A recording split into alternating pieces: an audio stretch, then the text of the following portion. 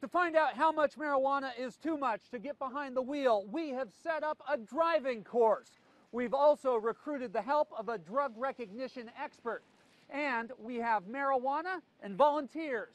We're going to find out how much marijuana is too much to be on the road. The strain is actually called Blueberry Trainwreck. As a consultant prepared our marijuana smoking lab, 3 volunteers each took a practice run on a course set up by the Thurston County Sheriff's Office, designed to test their basic driving skills. In the car with them is Cascade Driving School instructor Mike Jackson, who has a brake on his side of the vehicle for safety. I can either grab the wheel or I can touch the brake and bring him to a safe stop.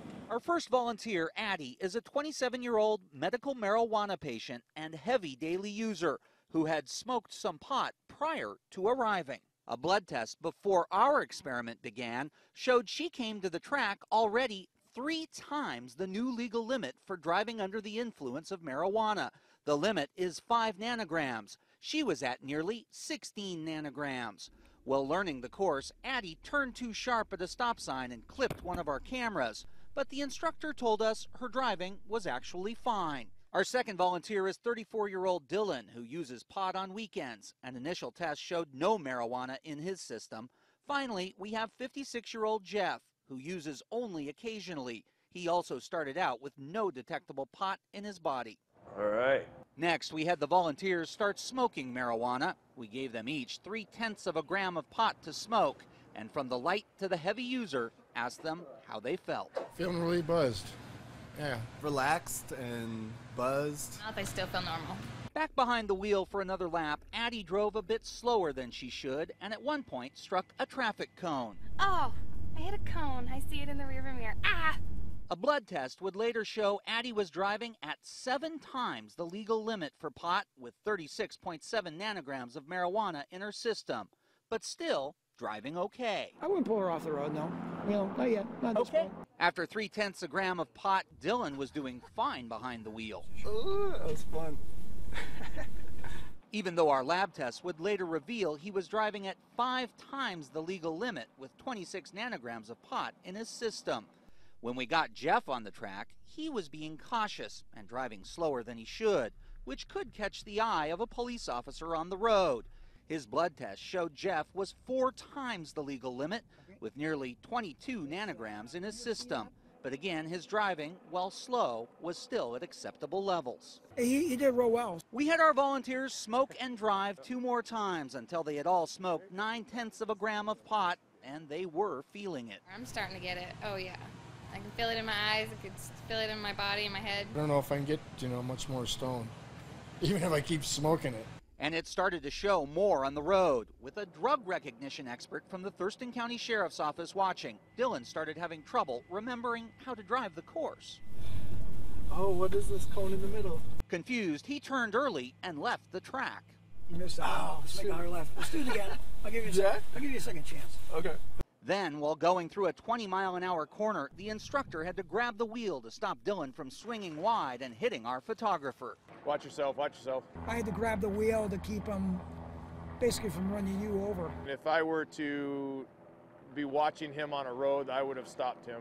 Jeff's driving also got worse the more he smoked. His backing is very slow. We watched him back over a cone, and after 0.9 of a gram of pot, he drove so slowly the officer told us he should not be on the road. Jeff agreed. You don't think you should be behind the wheel right now? Well, I would prefer not to, yeah. After 0.9 of a gram, Addie was becoming much more aggressive, excited about being high and behind the wheel. One time in your life you get to do this, you should do it. Yeah. You should do it! Yeah. That's awesome. But she made no major mistakes, and we asked the officer if he would pull her over. Borderline. We decided to allow Addie to smoke one last time, bringing her total smoked to 1.4 grams. Back in the car, Addie knew she was having trouble. Way more stoned. Way more stoned. Definitely shouldn't be driving. And she drove with no restraint. Oh, yeah. Oh, yeah. Look at that. That was awesome. That was awesome. Less than 30 seconds into the drive, she started backing up and didn't stop until she wiped out a cone. Which would have been indicative of backing into a pole or maybe a citizen on a sidewalk. The sheriff's officer, driving instructor, and even Addie agreed she would not be safe if she was on a public road. She would be a danger, yeah.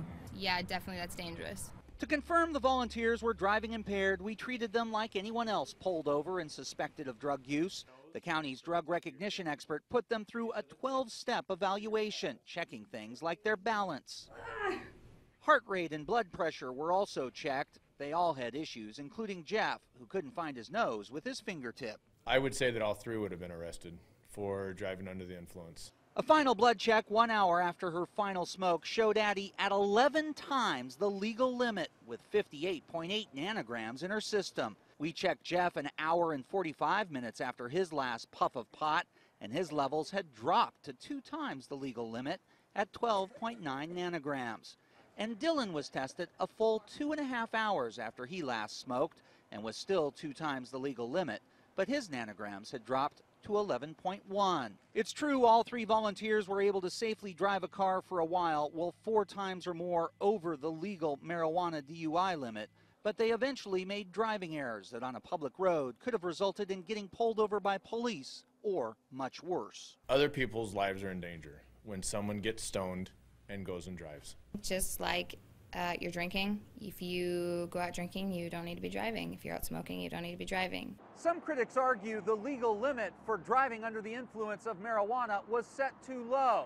So, does the fact that our volunteers were able to smoke pot and drive safely at 4 times the legal limit prove their case? Not necessarily. That's because the intoxicating effects of marijuana vary from plant to plant and from person to person. And you have to remember, our volunteers were on a closed course, working with a safety net. They weren't out here driving alone with the rest of us.